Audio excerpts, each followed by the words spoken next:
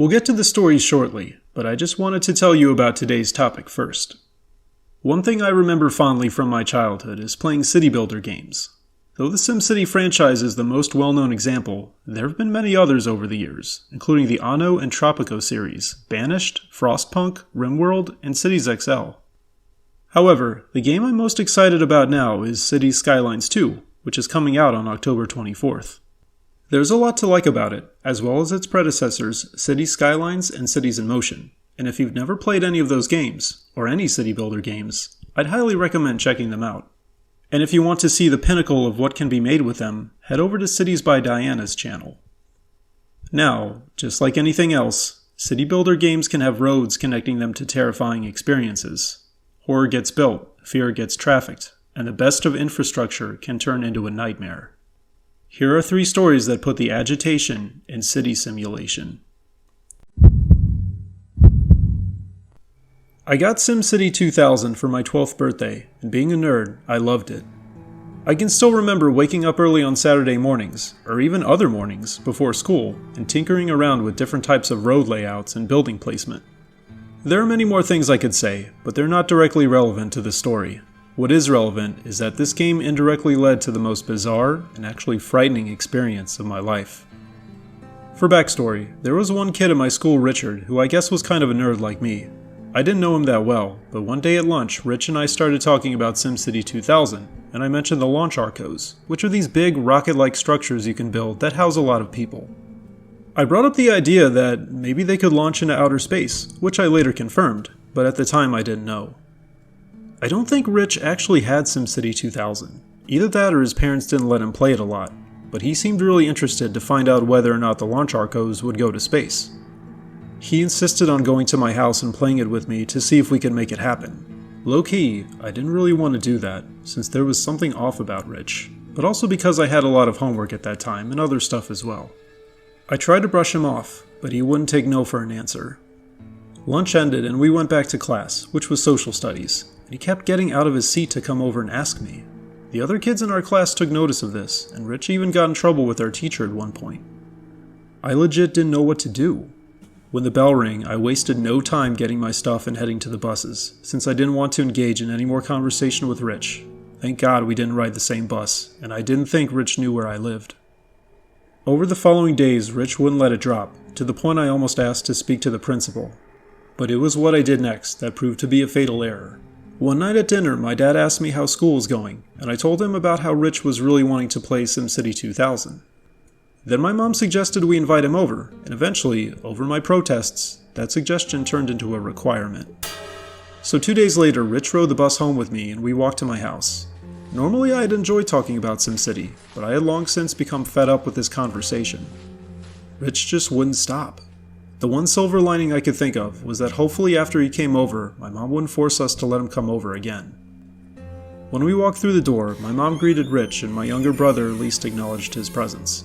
We ran upstairs and turned on our old Gateway computer, which I think had one of the original Pentiums, and started the game. Rich immediately jumped on, which I didn't appreciate, and I knew it was going to be a battle to get him off. I started planning when would be a good time to tell him I had to do homework, then get my mom when he wouldn't leave. Now, I won't go into too many details, but I will say that Rich was rather bad at the game, even with me constantly giving him hints. For some reason, he'd start off by building 3 coal plants, and then he kept putting industrial and residential right next to each other. None of the cities he started were successful, and then he said something that made my heart sink. He asked if I had already started making a city with launch arcos. I had been doing everything in my power to avoid suggesting the idea of using one of my cities. Before I let him play any of them, I made backups. Immediately upon loading the city, Rich started wreaking havoc, without activating any of the game's built-in disasters, mind you. Thankfully, my mom checked on us at this point, and told Rich his mom called and that she would pick him up in 15 minutes. That was music to my ears. I told Rich we could stop playing SimCity and do something else until his mom came, but realistically there was no way that would happen. Instead, he asked if we could play a city with launch arcos, so I created another backup and then loaded that city. Rich wanted to see if the arcologies would blast off, which I would have wanted to see as well, but not under these circumstances. Based on what I found online later, you need to build 301 of them, so we were nowhere close. Like he had been doing, Rich prevented me from using the keyboard, and it was a struggle to control my rising anger. Finally, I heard our doorbell ring and the door opened. Then my mom greeted Rich's mom, and they both came up the stairs. I can't tell you how glad I was. A moment later they entered the room, remarking at how we were bonding over a video game, which really couldn't have been any further from the truth. Rich's mom asked him gently if he was ready to go, and he told her he needed more time. I think this is where my mom started to pick up on how weird the situation was. Rich's mom said that was fine, and even offered to come back later. My mom looked at her for a second, then said it was almost dinner time and that I needed to start on my homework. But then Rich's mom, apparently not getting the hint, said she could swing back by and pick him up after dinner. My mom looked at her and then at us, possibly seeing how engrossed Rich was, and how he wasn't letting me even use the computer. Then my mom told his mom that it would be best to take a break. No lie, Rich turned to my mom and said no very emphatically, and I could tell she was completely taken aback. Rich's mom just stood there. Then my mom asked to speak with her out in the hallway. As I sat there with Rich playing SimCity, I heard our parents talking quietly at first, but then the conversation seemed to escalate. Finally, my mom came back in the room by herself and firmly told Richard he needed to shut down the computer. He said, "Not yet," in that same tone of voice, and I could tell my mom was having to restrain herself. She looked back at the doorway, no doubt wanting Rich's mom to come in and deal with the situation. But when she didn't, she went over and placed a hand on Rich's shoulder. Rich didn't acknowledge her though, and kept building roads. My mom said sternly, "You need to turn the game off," and when he gave her the same reply, she held him by the wrist and literally dragged him away. Rich started pleading with her to let him keep going, but my mom was done. At no point did Rich's mom come back in, and instead my mom led him and his mom downstairs and out of our front door. I didn't know what to do, but I didn't want to keep playing, so I just shut down the computer and sat there. A few moments later, my mom came back upstairs and asked me how things had been going with Rich since he got there. I noticed she looked concerned and not just angry for some reason. I explained about everything, including how Rich had been pestering me at school. Then my mom told me something unexpected. She said Rich's mom was afraid he wasn't developing socially and had asked if Rich could start coming over every day after school. I just sat there, praying to God that wouldn't happen.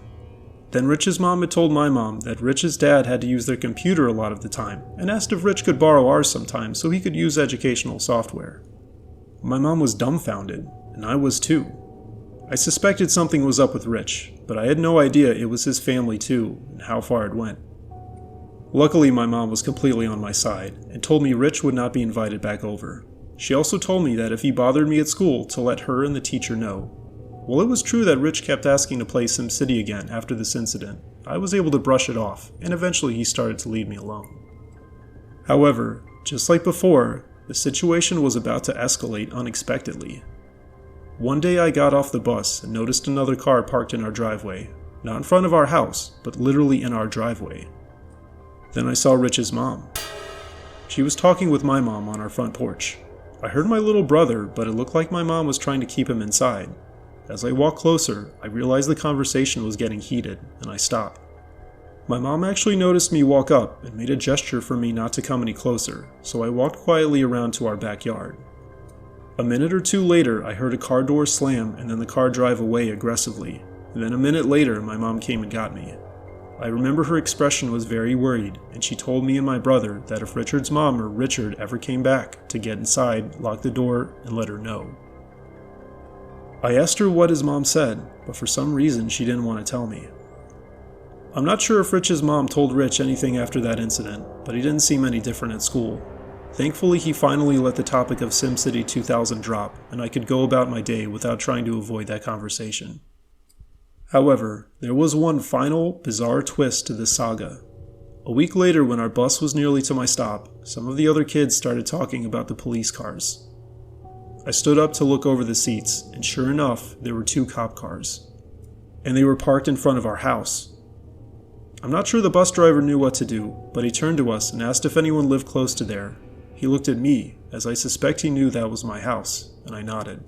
Then he made an announcement without making it obvious that it was my house. He told everyone who got off at my bus stop to stay on the bus and that he'd come back by. There were groans, as some of the kids really wanted to see what was going on, but I was grateful. We came back 20 minutes later, after everyone else had left. Now it was just me and 2 other kids who I didn't really know. Thankfully, the cop cars were gone, and I got off and cautiously approached my house. My mom must have been watching me because she opened the front door and quickly walked over to me. In a worried tone, she told me to come inside.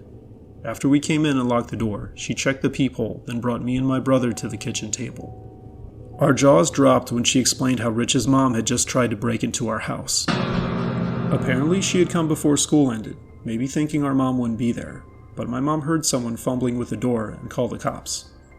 We pressed charges for trespassing and attempted breaking and entering and got a restraining order. CPS got involved too, and though my mom never went into a lot of details, there were some issues in Rich's family.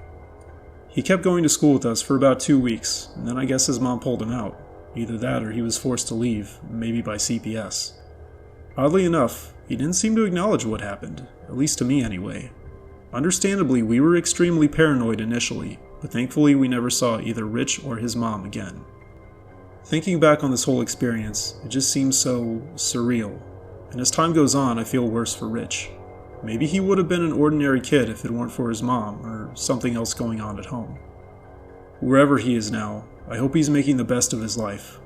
It's also strange to think about how what led to this whole chain of events was SimCity 2000. Back in college, before I met my wife, I was kind of a ladies' man who was also secretly a nerd. My wife likes to tease me about being both of those things. I'm sure you could imagine some funny situations, and I do have plenty of stories, but there was one incident that was a little scary and downright bizarre.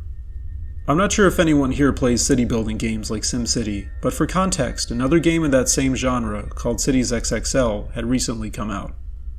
I won't get into the technical details, but it had issues and I didn't actually play it. Now you're probably wondering how that's relevant at all to the story, but just wait.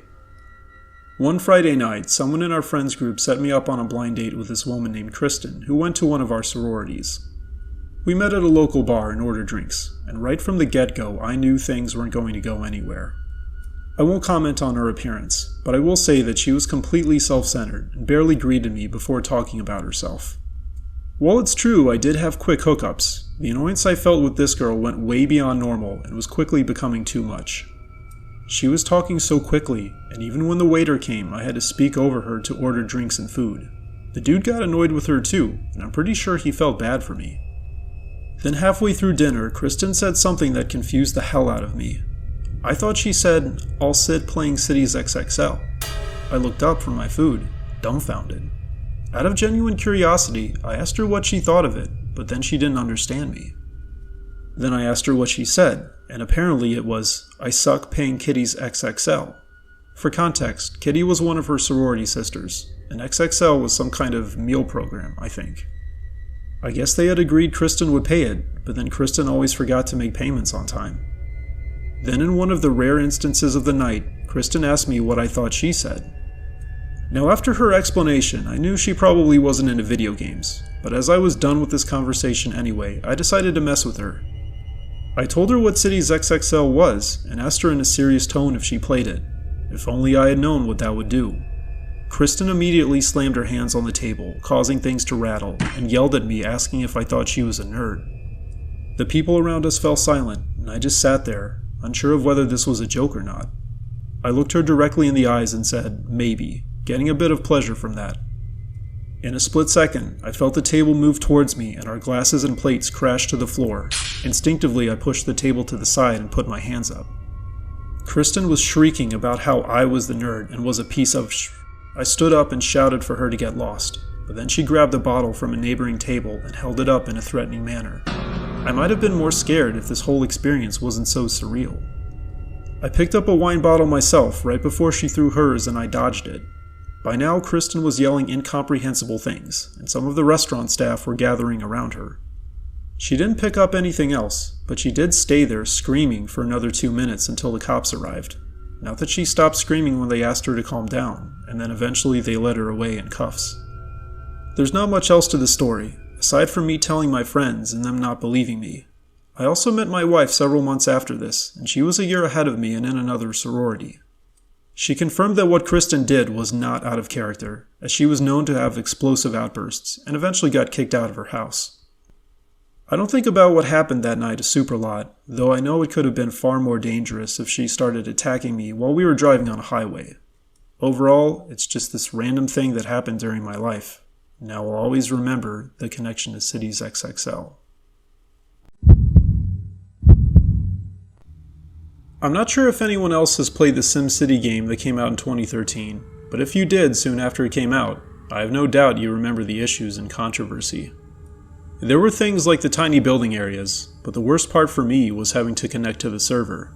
Yep, unlike every other SimCity game, you had to be online to play. Before EA fixed the issues, you might have waited over an hour, and eventually I started trying to log in right when I got home from school, so maybe I could play it before dinner. Now server issues can be scary enough on their own, but in this case, they indirectly led to me discovering something far more terrifying.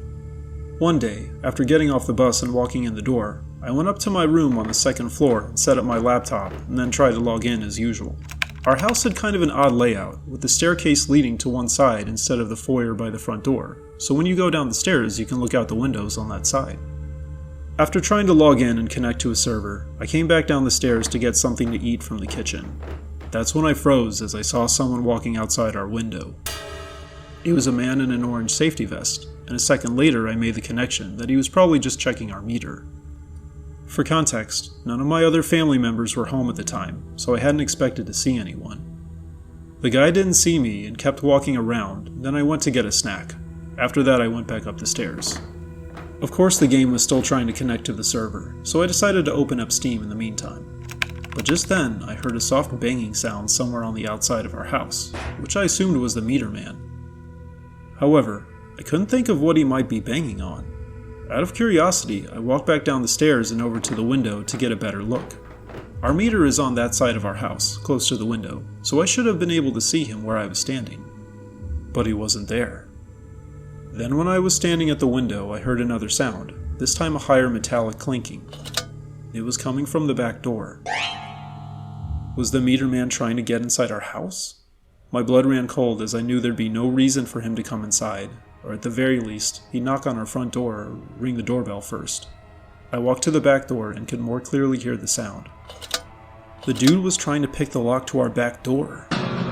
My fight or flight response kicked in, and somehow I chose fight. I ran to the door and grabbed the handle and screamed I was calling the cops. Immediately the sound stopped, and I heard footsteps running back around the side of our house. I took out my phone and called 911 and told the operator there was someone dressed as a meter checker who was trying to break into our house. The cops showed up within 5 minutes, but of course that guy was long gone. They did thoroughly search the property and found where the man apparently tried to bang on our door with some kind of object and then try to pick the lock.